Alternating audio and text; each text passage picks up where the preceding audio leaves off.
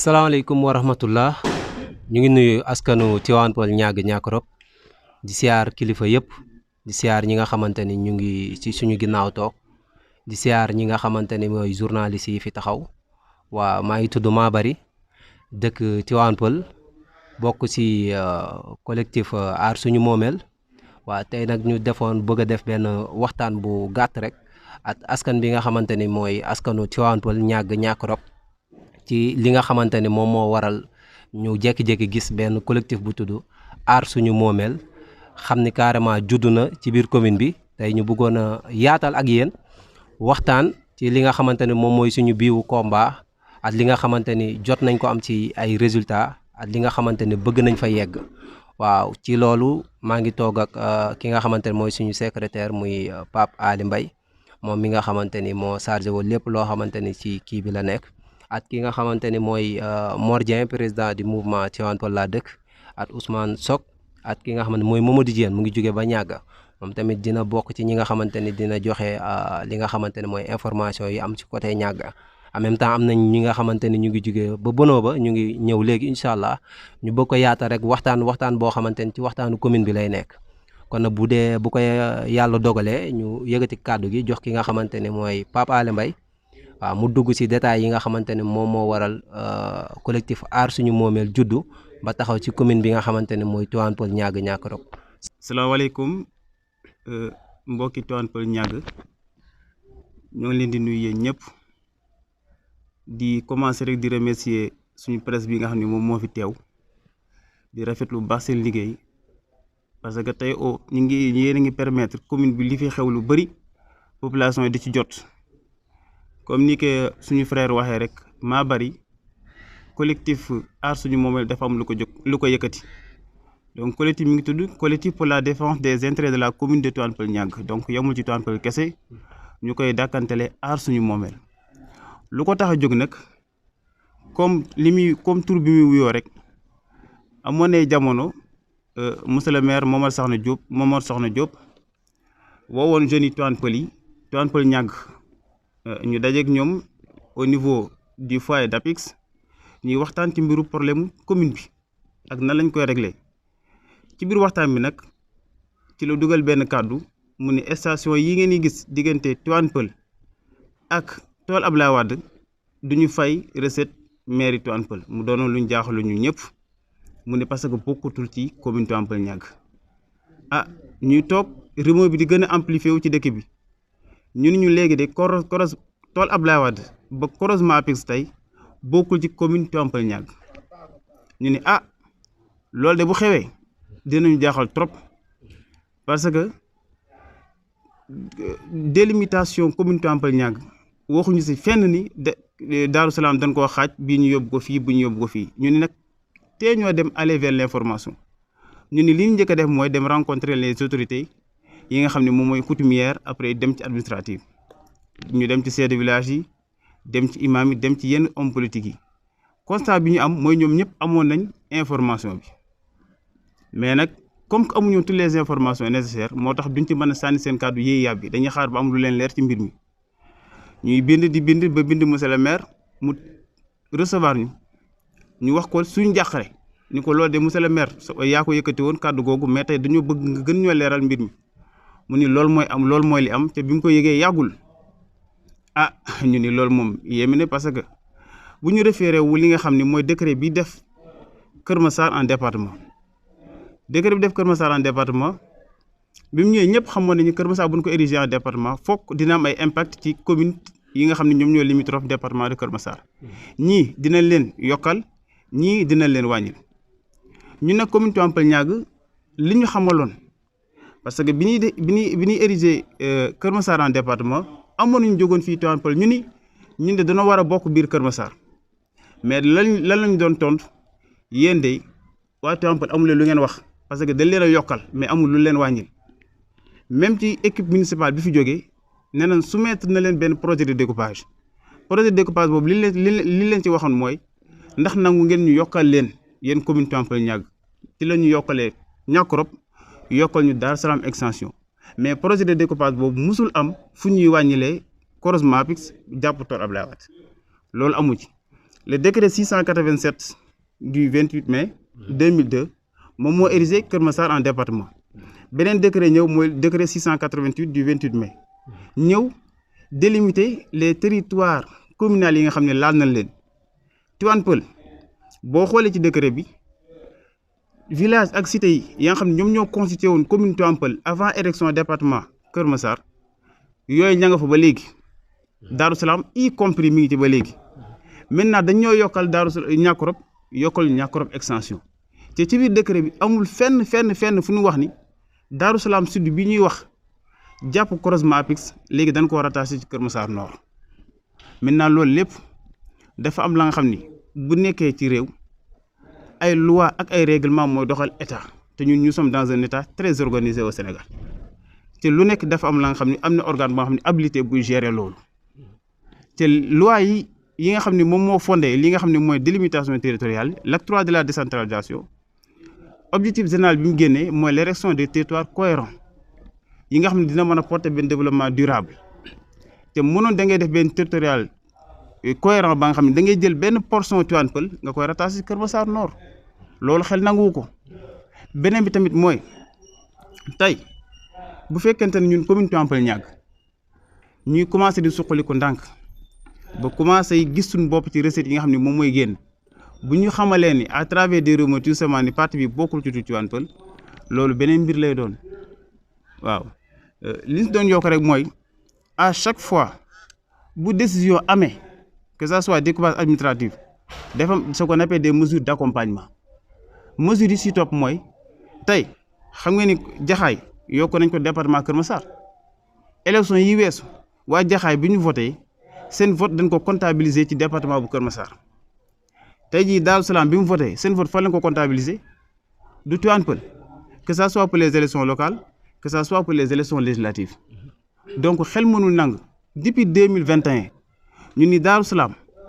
ci Kër Massar la benn parti Darou Salam ci Kër Massar la bokk ba pare ñuy seetaan loolu di am ba léegi ba pare leneen li ñu si jox comme argument xamal leen ni bis ni ki tey ba léegi li ñu jàpp mooy Darou Salam sud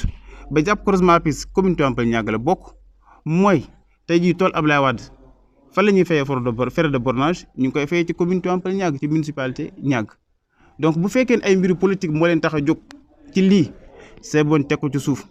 parce que délimitation bu ngeen gis dafa war a prendre compte surtout des aspects ce qu'on appelle des aspects sociaux munoo fekk benn cité ba xam ne ñi ngi dëkk ay at nga bëgg koo xaaj ci digg bi jël benn partie bi boole ko ci benn commune beneen partie bi nga boole ko ci beneen commune loolu xel mënu koo nangu beneen tamit ñun commune Tivaouane Peulh Niaga ñu soxla ay ressources nga war koo jël coupé ko di ko yóbbu ci beneen commune kooku xel mënu ko nangu donc looloo tax tey ñu woote suñu conférence de presse bi di alerter parce que dañuy alerter ba léegi ñu ngi ci démarche administrative di jéem a rencontrer les autorités pour xam les tenants et les aboutissants mais dañuy alerter bu fekkee ni des moyens politiques moom moo ne ci ginnaaw ñu teg loolu ci suuf bu fekkente ni décret bi dafa am beneen document bu ñëw bu wane ni parti boobu de ci Kër Massar Nord la bokk erreur la te bu dee erreur dañ ko war a rectifier. waaw asalaamaaleykum ñu ngi nuyu ñëpp di leen ziar bu wér a wér di leen jox seen wàccuwaay di leen ñaanal jàmm te di ko sàkku ci yéen di nuyu commune Tivaouane Peulh Niaga yëpp di leen ziar bu wér bala ma dugg ci li ñu war a wax parce que waxtaan wi dugg nañ ci pàcc bu am solo te jot naa ne liñ fi jot a leeral macha allah leer na ci ay nopp ci ku bëgg a dégg di dolliwaat ne rek di dolliwaat courage wax dëgg yàlla parce que lii ñu am nii wax dëgg yàlla yombul dem ba commune Tivaouane Peulh Niaga seeni jeunes ànd di xeexandoo lenn muy intérêt li nga xamante ne moo di commune bi. loolu nag bu amee man yaakaar naa ne képp koo xamante dëgg moo la tax a jóg képp koo xamante ne développement commune bi moo la tax a jóg war nga ci mën a kontaan di wax aussi ci beneen pàcc bi ñuy wax mooy Lac Rose ñun fa lañ dëkk màggee fa ba doy ni ñu doy te Niaga rek bokk na ci li nga xamante ne ni Lac Rose daf koy dundal ñun ñu juddoo fa màggee fa mu am benn trace ndox boo xamante ne ni moo ngi dawee fi nga xamante ne moo di côté Thiès jaare fi nga xamante ne moo di Lac Tanma ak beneen trace ndox boo xamante ne mu ngi jógee côté Mbawaan jaar fi nga xamante ne moo di Génération Foot di verser ci lac bi ñaari way yooyu nekkoon fi depuis sunuy maam ba tey jii ba sécheresse amoon fi ba yàlla dogalaat jamono jii ak ñetti taw yi nawet yi nga xam ne moo fi jot a jaaragul si ñetti at yi ñu weesu ndox boobu di fi jëw di daw ci lac bi di verser lac bi verse boo xamante ne amaana tiital na ñëpp te jéggi na dayo te donte ka sax yàgg na ko verse waaye ci loolu dañ ci am leneen luñ ci waxaat muy ñu gis ne monsieur le maire Momar Sokhna Diop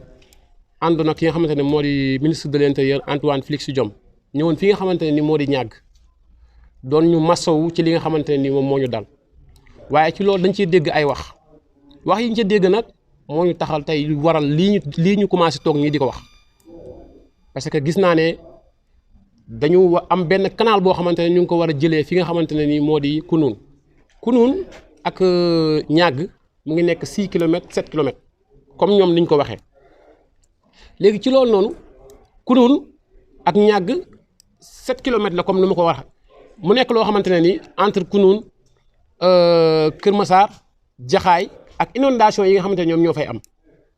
ñu gis ne foofu fekk canal bi foofu lañ koy jëlee bëgg ko traversé ci li nga xam ne moo di way bi mu war a ñëw versé li nga xamante ne moo di Lac Rose dañuy wax ne loolu noonu bokkul ci way gi mu ngi déparé boo génnee Diamniadio jàpp Kees ñëw dugg fi nga xamante ne moo di Sangalkam versé fi nga xamante ne moo di Lac Rose jaar village des Tortues ci loolu nag ñu ciy am lu ñuy leeral ci ki nga xamante ne moo di Antoine Félix Diome ak sunu maire monsieur le maire parce que yaakaar naa ne tamit aussi mënul xam lépp ñun nag ci li ñuy wax ni dañ koy dimbali rek parce que bëgg nañ bu fi nekkee ba bu mu fiy jógee mu nekkin fi nekkin bu rafet bëgg nañ ba bu fi jógee tamit aussi bëgg nañ mu nekk fi nekk boo xam ne ba lépp lu mu jox ñu ne ah lii kat Papis moo ko defar pour mu leer moo tax tey ñuy alerter bu ñu mënee gis ci suñu vidéo yi ñuy wax pour mu xam carrément ñun li ñuy wax lan la ak naka la parce que ministre bi nga xamante ne nii moom moo fi ñëw xamul site bi mu ñëw xamul ndox bi nu muy dawe xamul nu muy duggee ci lac bi te Lac Rose nekk patrimoine boo xamante ne nii yaakaar naa ne ñun jeunes yi nga xamante ne ñoo dëkk ñàgg ña fay xëy di liggéey Lac Rose moo ëpp foofu ñuy xëy di génn ñàgg te loolu ni muy versé ci lac bi yàgg na ko versé te amul benn impact bu mu indil Lac Rose léegi nag ñuy wax 6 kilomètres yooyu ñu ne dañuy koy génne pont ba ñu waxtaan nañ si ñoom ñu wax ne loolu noonu bu fekkee dañ ko yaakaar te moom la ñu bëgg décider pour def ko man ñu ngi leen di alerter rawatina commençant par man ñu ngi leen di alerter xamal na leen ne ndox boobu noonu war a jugee Kounoune jàpp li nga xamante ne ni moo di Jaxaay 1 ba 2 ba Kër Massar ni muy inondé bu fekkee dañ ko bëgg a boole ci way gi muy verse Lac Rose bi kon yaakaar naa ne exploitation du sel bi nga xamante ni moo war a am te Sénégal gépp bokk ko kon boobaa mën na indi jafe-jafe yoo xamante ne ni mën na jur leneen mën na jur saafara soo xamante ne ni dafay indi jàngoro ñuy wax ne pont bi fa mu war a jaar nañ ko fa jaarale tëj ko comme ni ko Momar Sokhna Diop waxee ba benn danger du ci am muy mën a verser lac bi chaque année bu jot ndax loolu yoonu ndox dañuy wax ne moom mooy titre foncier te fépp fu mu mës a jaar ndox du bàyyi yoonam loolu nag ñu siy am jàngat bu wér xamal ne que ñun foofu la ñu juddoo te danger bi ci gën a amaat tamit aussi luñ ci gën a mën a taxaw ñu taxaw ci parce que cité bi nga xamante ne fa lay traverse mu ngi commencé def di déborder di dugg ci biir cité bi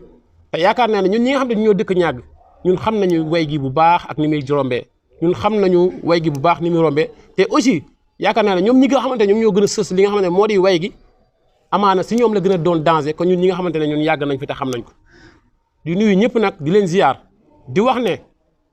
Aar Sunu Moomeel di commune Tivaouane Peulh Niaga lii nii nekk na loo xamante ne nii amaana ñu ngi koy def waaye nañu xam commencement bi rek waaye bu ñu xam fu muy toll ji si njëriñ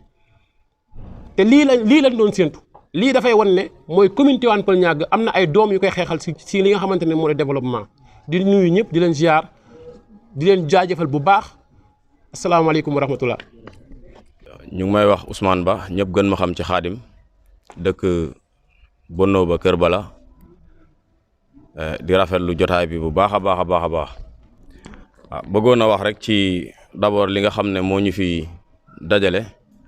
ci li Aar Sa Moomeel di dox mu doon collectif boo xamante ne nii wax dëgg yàlla lu am solo la ci gox bi parce que su ma mënee wax ne day dimbale suñu njiit yi fi nekk bon liñ ciy wax nag ñun au niveau di Bonno ba am nañ ay jaaxle yoo xamante ne nii mu ngi ñu commencé dal depuis il y a 2 ans muy wàllu pôle bi nga xamante ne nii wax dëgg yàlla ni mu ñëwee si ñun daf ñu yéem lool yéem tamit suñu kilifa yi nga xam ne ñoo fa nekk donc su ma ci mënee wax mooy 2 ba 3 fois ñu ngi fay ñëw dafa yebal ay nit ñoo xamante ne ni ñu ngi leen di wax xaw ma DGP yi ñu fay dugg ci duggin boo xamante ne ni yéem na population bi fa nekk parce que tamit dëkk bu fekkee am na gox bu am kilifa am chef de village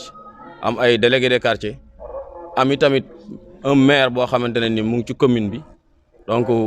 bu fekkee ne dem na ba DGP yi war fa dugg war na jaar sax lu mu tuuti bu jaarul ci gouverneur jaarul ci sous-préfet na jaar ci maire avertir population bi fa nekk ñu xam dëgg-dëgg ne ñi fi ñëw kat état mu ngi leen yebal ci nii ak nii mais première fois bi ñu leen fay njëkk a arrêté si seen travaux yi ñuy def ñu ne xaw ma dañuy def ay état de lieu dañoo ñëw nañ ñoom Sénélec lañ dañuy natt ay poto courant la ñuy natt ñu dem ba xam ne loolu fen la maa ngi jégalu ci kàddu googu ñu arrêté leen nangu sax seen bagage yi nga xam ne moom lañ doon nattee ñu ne leen il fallait que seen kilifa yi ñëw bañ jot fa am jàppante ak ñoom ñu ñëwaat fa une deuxième fois jaar ci maire monsieur le maire mais biñ fay ñëw ànduñoo ak moom ñu ñëwaat ñu ne dañoo soxla population bi waxtaan ak ñoom ñu def fa benn genre conférence de presse wala point de presse ñu wax leen ne carrément ñun dañoo xamul d'abord sax luy pôle bi parce que pôle tamit mënul ñëw ci village boo xamante ne nii décret pôle bi yàggut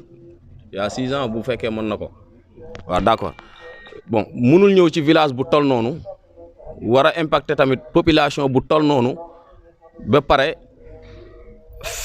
décret balaa muy génn fekk na village bi existé parce que tey suñ chef de village rek ñu ngi koy ñaanal yàlla na yàlla guddal fanam wëral cëram Maam Naar Ba mu ngi taxawee presque ci 117 ans kooku du dëkk bu ndaw tey coutumier bi Ngor am Wakaam am ko Yoff am ko moom la dëkk bi waroon am di Bonno ba Kër Bala nekk ci biir commune Tivaouane Peulh te mu commune bi war ko protéger nag parce que ressources yi ñuy wax naturel yi ci ëpp ci diwaan boobu lay nar a feeñ parce que bientôt ñu ngi wax ne gaz bi mu ngi feeñ foofu noonu gars yi ñëw nañ fa def nañ seen i état de lieu ba ñu ngi naan dañ fay jël 50 hectares yooyu dafa am ñu ko moomoon dafa am ñu ko occupé pôle bi tamit noonu la demee liñ fa wax ci suuf ak ay résidences yi ñu war a tabax ak li suuf ci pôle bi soxla ci diwaan boobu dafa am ñu ko occupé déjà dafa am ñu fa nekk déjà maanaam buñ fa naree exister buñ naree def loolu il faut ñu jëlee fa ay nit boo jëlee fa nit koo xamante ne nag yaa ngi ko tere am kayit depuis presque il y a 6 ans wala 7 ans mënuñ fa am benn kayit bu jógee ci suñ commune ñun ci suñu maire dañ ko aaye dañ ko tere waaw loolu kenn mënut la wax nan la demee bu fekkee ne pôle bi daf ñu war a dimbale ñun li mu waroon njëkk a def mooy fexe bu ñu mënta tiitral suñu village bi entier mu jox ñu këyit yoo xam ne ëllëg bu pôle bi ñëwee buñ même bu fekkee dafa am ay nit ñu fay jëlee sax ñu xam ne ñii buñ leen fi jëlee yor nañ loo xam ne état dina mun a def ak ñoom indemnisation boo xam ne dina dal seen xel mais loolu yëpp amut ñu ñëw fa di ñu nattaloo ba ñuy nattaloo ay maison yoo xamante ne ni dañu naan bu fekkee zinc nga tabax bu fekkee da ngaa kuule dal ci yu demee noonu ñu koñe leen ci loolu ba tey moo tax problème mu fay am ak DGP yi heure bu ñu fa gisee ku yore géomètre di natt rek ndaw ñi dañuy jóg dal sa kaw te loolu nag ñu waxuñ ko ci suñu waxu bopp mais dañ ko wax ci ndigalu kilifa yi parce que loolu la ñuy jooy ki nga xam ne tey moo fa nekkal chef de village muy Cheikh Ba yàgg na di ko jooy def nañ fa ay point de presse yu bëri yoo xam ne dañ koy indil ay këyit yoo xam ne pour mu signer ko sans sax këyit yi jaar si monsieur le maire vraiment loolu ñu ngi koy méttilu di wax nag président Macky Sall moom lañ bëgg mu dégg wax ji keneen nag na jàpp ne depuis bu mu faloo ba fi ñuy wax ak yow ni mosul perte élection ci suñu commune mosul perte élection ci suñu commune comme loolu am na nag vraiment na gëstu population bi nga xam ne moo yeewoo ci commune Tivaouane Peulh Niaga na leen gëstu bu baax a baax ñu ngi jàmbat fii ay découpage te loolu lu ñu métti ci la bokk parce que découpage yi bu fekkee am na Malika ñëw jël Kër Massar ñëw jël Sangalkam ñëw jël Mbambilor ñëw jël ñun ëllëg est-ce que ñun ñu ngi séntu pour màgg kon ñu ngi wax président Macky Sall na gëstu population bu nekk fii na xam ne nag ay doomu aadama yoo xam ne ñoo fi nekk xam nañ te yeewu nañ te tamit am na lu bëri loo xamante ne ni mën nañ ko mais par respect duñ ko def il faut ñu jaar ci yoon boo xamante ne ni fa la nit ñëpp di jaar muy dialogue ak ñoom woote ci suuf waxtaan ak kilifa yi nga xam ne ñooñu war a dégg mu nga waral bés bii tey am bëgg nañu oote nit ñi waxtaan ñu xam ne dëgg-dëgg fii nii ay nit a fi nekk te nit ñi fi nekk wax dëgg yàlla seen bëgg-bëgg mooy dund ci jàmm comme Sénégal bi muy oote Sénégal émergent Sénégal émergent nag defe naa àndul ak dijjati ay nit seen i place àndul ak fekk commune di ko wàññi ci kaw loo xam ne waxtaan ak population bi àndul ak aussi fekk ay nit ñoo xam ne ñu ngi ci benn milieu di fa suturlu mooy Lac Rose di fa liggéey di fa génnee xorom am ay ndaw yoo xam ne tey lu mat ay centaine de jeunes ñu ngi fa di liggéey nga bugg faa indi canal boo xamante ne nii àndut ak discussion wala waxtaan ba li fa war a am fa ëllëg ñu fay produire lu toll ni xorom bi fay jóge mu indil leen ay jafe-jafe wala di leen jural ay jàngoro loolu daal ñu ngi ciy au président de la république ne na fexe ba gëstuwaat population commune bu Tivaouane Peulh bu Tivaouane Peulh ndax wax dëgg yàlla population lañ boo xamante ne nii ñu ko jox cër lañ ñu ko jox respect lañ te mosu fee perte ay élection donc na xam ne ay population ñoo fi nekk wasalaamaaleykum wa rahmatullah. donc ñu ngi leen nuyu yéen ñëpp di leen ziar di leen jox seen wàccuwaay di wax ni dañuy rafetlu bu baax li nga xamante ni moom la ñu wootee nit ñi wuyu ñu fas yéene wax ak ñoom si li nga xamante ni moom moo waral woote bi donc comme ni ñu ko waxee woon rek tout d'abord dañu nuyu presse bi nga xamante ni déplacé wu nañ ñëw donc ñu nekk presse bu dynamique par rapport ak ci problème commune bi donc di wax ni comme ni ñu ko waxee rek comme ni ko Pape Alé ak Mabary ak suñu naataango yi jugee bënn ba Khadim ak Diène waxee yaakaar naa ne wax nañ problème commune bi yëpp et que lépp li nga xamante ne nit dégg na ko fi lenn rek lay wane mooy commune Tivaouane Peulh Niaga va très mal même et que comme démb rek bañ fekkee réunion délégué de quartier la ñu wax mooy lii nga xamante ni moo xew ci dëkk bi muy découpage muy lépp li nga xamante ni muy xew ci dëkk bi autorités yi fi nekk su leen nee yëguñu ko dañuy wax lu leen neex mooy ñoom ñu fi nekk ñëpp y compris la maire yëg nañ lu xew parce que ba ñuy ñëw ki nga xamante ni moom moo wax loolu noonu du ma tudd turam pas de diplomatie mais ba ñuy ñëw woo nañ maire ni ko dañuy ñëw pour def découpage amal koo yebal soo mënul ñëw maire am ku mu yebal kooku aussi du ma tudd turam parce que dafa am lu nga xam ne moom la ñuy préparé mënu ko demal kooku demul kon donc fekkee yow da laa yebal pour nga ñëw xool ñëwoo ku nga xam ne moom day natt mais day nattul ko neex dem yoonam la preuve mooy ba ñuy njëkk def commune Tivaouane Peulh Niaga commune dañ ko naroon rattaché Bambilor bañ laajee Aliou Sow lan moo tax nga bëgg a def loolu noonu mais dafa tontu ni ki nga xamante ni moom lañ jebal pour mu dem def étude yooyu noonu daf ni il paraît que Tivaouane Peulh daal dëkk bu ndaw la ñu ne ko fii il paraît amu fi yéen yéenay déplacé wu ngeen dem xool kon yaakaar na ni loolu moo ñu dalaat ci même situation et que lenn rek lañ ciy wax mooy comme nu ko suñu naataango ngay waxee loolu moom amul sax lu ñuy négocier duñ ko nangu tey duñ ko nangu suba duñ ko nangu gannaaw suba parce que premièrement sànq Pape Alé mu ngi koy rappelé décret bi nga xamante ni moom moo def Kër Massar département mu nekk décret 2021 687 du 28 mai 2021 dafa préciser lu leer nañ ci par rapport ak situation découpage bi que ni commune Tivaouane Peulh Niaga kenn jëlalu ko dañ koo dollil Niakorop ak Niakorop station et que loolu bañ koy wax sous préfet mi ngi fii nii jouru conseil municipal boobu noonu maa ngi woon ci salle bi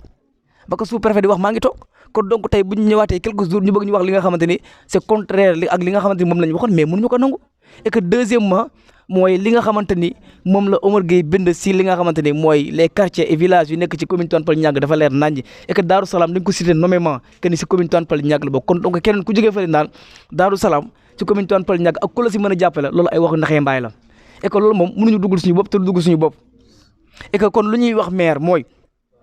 am na lu ñu waxante mu ni que ni moom mi ngi ci combat bi donc puisque mi ngi ci combat bi donc da siy ñëw nekk ci combat bi wala mu bañ a nekk ci combat bi ñaar yooyu moo fi am et que nag bu nekkee ci combat bi yaakaar naa ne day gën a neex kon yaakaar naa ne maire bi mooy taxaw ñu ni ko askanam génn nañ jàppale ko ci combat bi bu ci nekkul ci combat bi nag na xam ni fépp fu ñu génnee képp ku ñu tuddaalee dal ci kawam moom du ci mucc parce que tamit affaire loolu kese la gis nga fii tollootuñu ay soit damay dem fii wala damay dem fii wala bokk ma fenn déedéet soit da ngay nekk ci combat bi wala nga bañ cee nekk waaye du ma ci nekk maa ngi ci loolu amu fi bu fekkee mi ngi ci na ñëw waxee nommément que ni mi ngi ci bu fekkee nekku ci nag moo xam ne nekku ci quoi affaire yi tollootuñu fu ñuy xam ne dañuy raay les choses et que aussi man su ma amee conseil bu may lancé wala message bu may joxe yaakaar naa ne suñu autorités yi nekk Tivaouane Peulh moom laa koy jox mais ñu actuellement ñoom laay wax ñu yeewu quoi parce que bu njëkk jeunes yi lañ doon wax naan yeewu leen mais yaakaar naa ne actuellement ñoom laay wax ñu yeewu xam nga la moo tax parce que xam nga kan mooy inconscient mooy ki nga xamante ni dafa jàpp ñi nga xamante ne dañoo inconscient koo koy inconscient parce que yaakaar naa ne actuellement jeunes yi lépp lu ñuy def xam nañ ko bu baax gis nga Pape Diop à chaque fois day répété que ni du cuune gis nga jeu bu muy def yëpp on l'a compris moom sax moom moo nekkul cuune waaye masama ñun ñi nga xamante ni ñoo nekk si combat bi suba ngoon di ci daw gis nga Voltaire day wax trop de tête trop d'esprit moom moom bopp xoolam kese lay utiliser Papis Diop di déglu conseil boppam rek lay déglu waaw sax moom kese moo mën a déglu boppam man ndax masama ak ñun ñi nga xam ne ñu fiy toog nga xam ne xalaat bu fi jógee nekkul xalaatu kenn mais xalaatu ñëpp la kon donc bu jàppee ni mën nañu dribbler wala mën na yebal nit mu dribbler ñu wallaay dañuy nax seen bopp combat bii nii comme ni ñu ko wax rek après nañ ko at buñ ko gañewul tey dinañ ko gañe at bii di ñëw wala ba sa topp mais tôt ou tard je réitère tôt ou tard lépp lu ñu mës a jëlal commune Tivaouane Peulh Niaga dinañ ko delloo loolu moom il faut que discours boobu mu leer te dégg mu dugg si bopp nit ñi lépp lu ñu mës a jëlal commune Tivaouane Peulh Niaga dinañ ko delloo station d'épuration bi gisante nag maire Malika mu xam ni booy yi nii ñëw ñu fi pour caaxaan wax nañ ko li nga xamante ni mooy suñu ambition si station d'épuration bi donc puisque nee na fayul Malika mais kazalika fayul Malika fayul suñu commune premièrement luy njëkk a def mooy dem gisante ak ñoom lan moo tax fayu ñu ak xam kañ lañ fi ñëw loolu yëpp dinañ ko fay commune bi wala sinon dinañ dem ak ñoom fu ñu war a dem ak ñoom maire aussi dañ koy exiger d'ici mercredi prochain mu bind anat wax li nga xamante ni moom la ñu war a parce que mercredi prochain sa la ñu war a am conférence bi nga xamante ni tous les médias nationaux dañ leen invité foofu nag ñaar mooy am soit day ñëw bokk si combat bi wala bu bañ see bokk et suñu bokkul moom yaakaar naa ni waxuma la ministre de mais chef de quartier sax du ko doon parce que fépp fu ñu njëkkaale ñi nga xamante ni ñoo def lii moom duñ ko baax kon donc fi une semaine lañ ko jox ultimatum une semaine pour que mu régler li nga xam ne ni moom la war a régler ak waa ANAT parce que commune Tivaouane Peulh Niaga nekkul gâteau encore une fois ba fu waay neex jóge dagg loolu moom jeex na fi parce que comme ni ko gars yi waxee les jeunes taxaw nañ temm pour que lépp li nga xamante ne dañ ko doon def suñu autorités yi am complexe gis nga autorité Tivaouane Peulh Niaga complexe rek moo leen jàppe complexe kese gis nga démb délégué de quartier lu ñu wax dafa leer paa bi bëgg naa tudd turam mais mënu ma ko tudd mais daf ni gis nga luy xew ci commune bi ñoom ñëpp ke amul kenn koo xamante ni yëgu ko la preuve mooy kuñ seet si mais da ngay wax ba wax loo xam si ñoo xamuñu ko woon et que pourtant ñoom ñëpp ñu ngi toog seen ruq yi toog noppi tey looloo tax man actuellement mënu maa terminer te gërëmoo ki nga xam te ni mooy Diorin Bassirou Ka parce que tamit Olof Ndiaye day wax ni nit soo nekkee si naqar même su ñëwee seet si la te joxu la dërëm mais quand même kooku yëg na la parce que moom lañ gis seule autorité bi nga xam te ni fu mu toogee lu mu métti dina dugal dinañu laaxal suñuy problème kon donc kooku amuñu fayam ñu ngi remercier aussi ki nga xamante ni mooy Modou Ba gis wax nañu aussi li nga xamante ni moom la si war a taxawee que ni moom mënul ñëw nekk ci kanam mais dina si taxawaay boo xam ne taxawaay ku nekk ci kanam la maanaam moom fépp fu ñu wootee dinañ ñëw bu laalee laaj te set dina sol bu waree marche dina marche ça veut dire que genre autorité yooyu lañ soxla gis nga Olof Ndiaye day wax ni mu kilifa war na jomb à chaque fois bu sa njaboot nekkee si tiis jël sa bët maanaam à chaque fois bu ñu amee soxla dañ naan kii jarul boo parce que mënuñu régler suñuy problème ça veut dire que tollootuñu fi nga xamante ni Papis Diop dañ naan ko lépp lu xew ma naan yëguma loolu moom jeex na fi et que aussi on a vu des gens yi nga xamante ni wax nañ que ni à chaque fois bëgg nañ am lu ñu def ci commune bi mais problème signature moo la ñuy am et que loolu aussi dañ koy wax que ni loolu dootu fi amati léegi ñaar mooy am soit dañuy ñëw indi li nga xamante ni moom lañ fiy maye ñu indi ko fi par force wala ñu jàpp ñun yëpp yóbbu et que combat bi pare nañ ci pour loolu noonu lépp li nga xamante ni dinañ ko def pour commune Tivaouane Peulh Niaga baax incha allahu rabbi pare nañ pour def ko et par tous les moyens de gré ou bien de force soit par diplomatie soit par la force wasalaamaaleykum wa rahmatullah